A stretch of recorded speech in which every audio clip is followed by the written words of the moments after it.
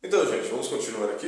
No vídeo anterior, nós vimos um exemplo de regra de 3, em que a situação era diretamente proporcional, né? À medida em que aumentava uma das grandezas, aumentava a outra. O exemplo era da torneira e dos litros, né? Que ela enchia no balde. Agora vamos falar de um outro exemplo e vamos ver se é diretamente proporcional ou se é inversamente proporcional, tá? Se for inversamente proporcional, a gente vai ter que tomar um certo cuidado ali para depois proceder ao cálculo. Vamos ver? Então, um exercício bastante simples e é corriqueiro, acontece bastante. Fala assim, um carro a velocidade constante de 50 quilômetros por hora vai de São Paulo a Rio de Janeiro em 8 horas. Se o mesmo carro desenvolvesse a velocidade constante de 80 quilômetros por hora, em quanto tempo faria o mesmo percurso? Primeira coisa, lembra o enunciado?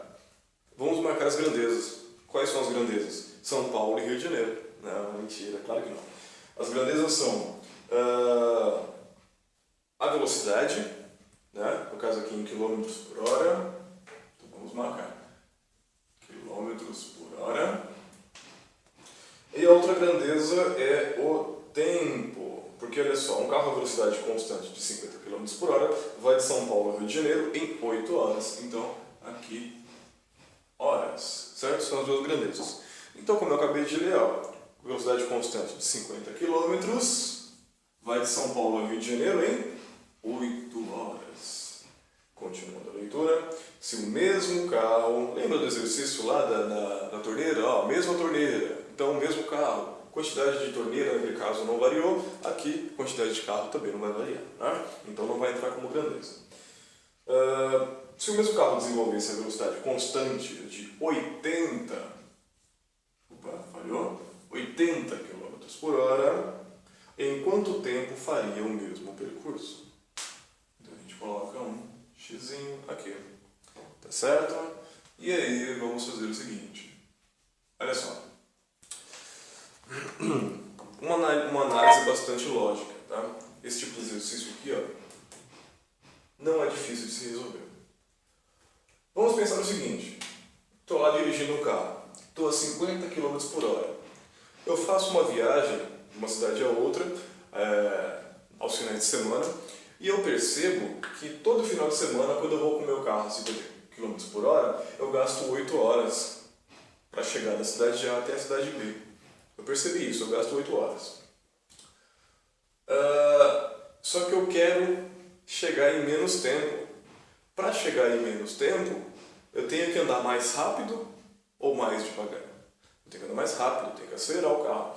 Então olha só, se andando a 50 km por hora eu gasto 8 horas no percurso, andando em 80 km por hora, a 80 km por hora, né, andando mais rápido, eu vou gastar mais ou menos tempo. Menos tempo, eu estou andando mais rápido, eu gasto menos tempo. Então repare que, à medida que aumenta aqui, diminui aqui, tá certo? Então se eu considerar essa curva do x como um desenho, como se ela fosse diretamente proporcional desde o começo, eu convenciono que ela é diretamente, essa daqui vai ser o quê?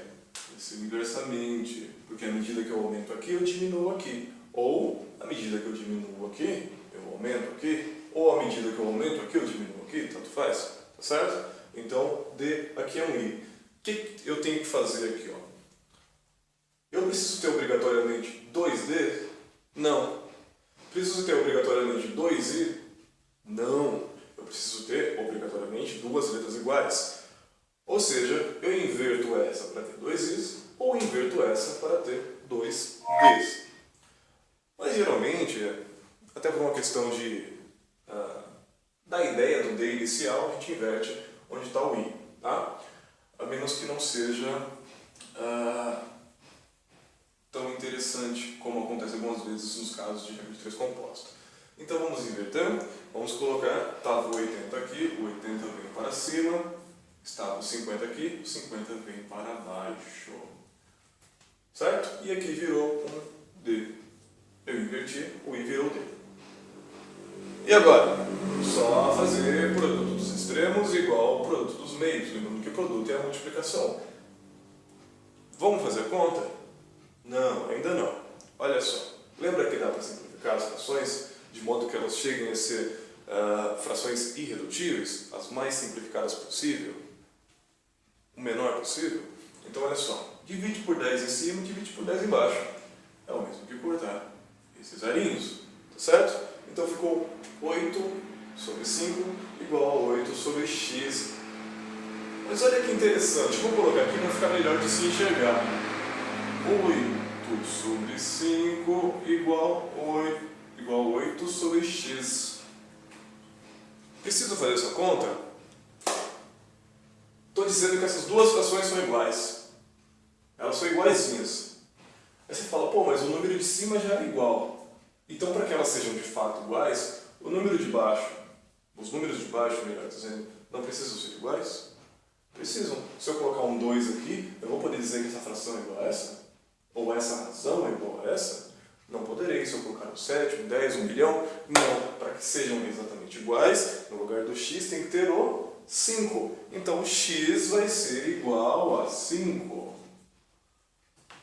Pronto, acabou. Mas, se de repente alguém tiver dúvida, falar, eu estou com medo de errar, faz a continha. Olha lá, 8 vezes x vai dar 8x, igual a 5 vezes 8, tá feio, mas é um 5, x igual a 5 vezes 8, esse 8 que multiplica o x passa dividindo. O que a gente faz? Simplifica, divide em cima e embaixo por 8, ou simplesmente cortou. O que sobrou aqui? Ó? O 5, que nós já havíamos encontrado.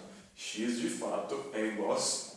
Mas 5 o quê? O x não está na grandeza horas, então ele vai ser substituído pelo número 5 aqui na grandeza horas. Nós vamos gastar 5 horas, que de fato era a pergunta, né? Ó, questionou aqui, ó, se o mesmo carro desenvolvesse a velocidade constante de 80 km por hora, em quanto tempo faria o mesmo percurso? A resposta é 5 horas, tá certo? 5 horas, está aí. Então, um exemplo de regra de 3 simples, 2 na verdade, tratando de proporções diretamente, de relações diretamente proporcionais, e o outro de uma relação inversamente proporcional, tá certo? Na relação inversa, só tome cuidado que a gente tem que organizar a casa, né?